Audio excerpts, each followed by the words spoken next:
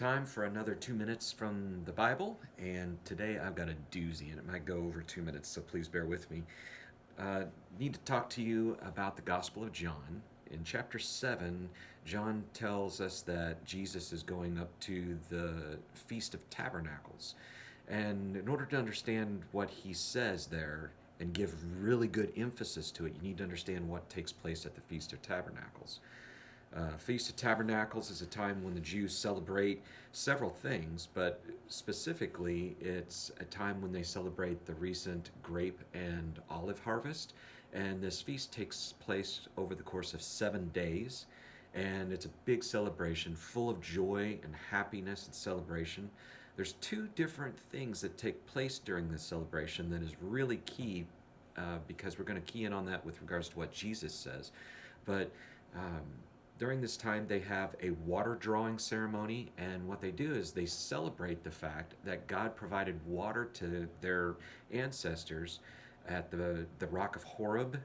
God made water come out of the rock, and so they celebrate that every single day. And the priests go down from the temple, go down to the pool of Siloam, and draw out some water and bring it back and pour it, right forward in front of the temple. And what it is it's a celebration looking back, but also looking forward in hope and prayer that God will provide waters for during the winter and the spring. So it's a look back and a look forward. During this time, this is when Jesus actually stands up. And well, I should say on the seventh day, it's a really big day. They draw out 7 bottles of water instead of just 1 bottle of water because it's on the seventh day. It's a thing of completion. Well, Jesus makes this declaration and says, anyone who thirsts, let him come to me for living waters. He also tells that to the woman at the well. You'll remember he tells that to the Samaritan woman. Anyone who drinks of me will never go thirsty again. So he makes this proclamation right then when everybody is watching this take place in front of them. What's also interesting during this time, the second thing that they do is that they also each night they light up menorahs all across the courtyard, and it apparently makes the place very, very bright during this time. And what they do is they're celebrating the light that was provided to their ancestors whenever God led them out of Egypt by a pillar of fire at night. And so it's at this point in time when Jesus says, I am the light of the world.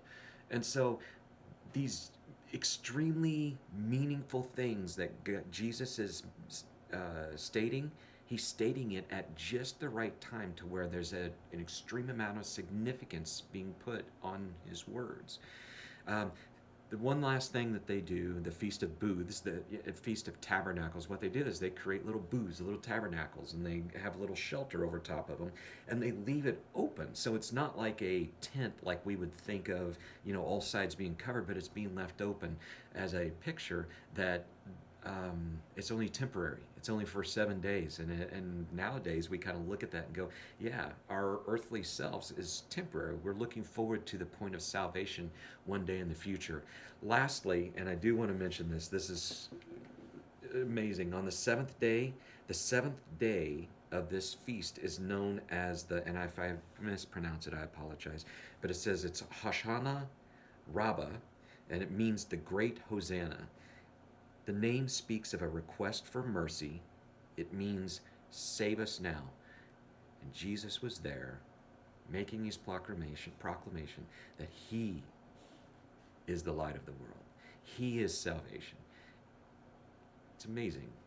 Once you understand the Feast of Tabernacles, the stuff that Jesus says, there's a whole lot more meaning to it, right? Okay, that's some cool stuff from the Bible. Take care.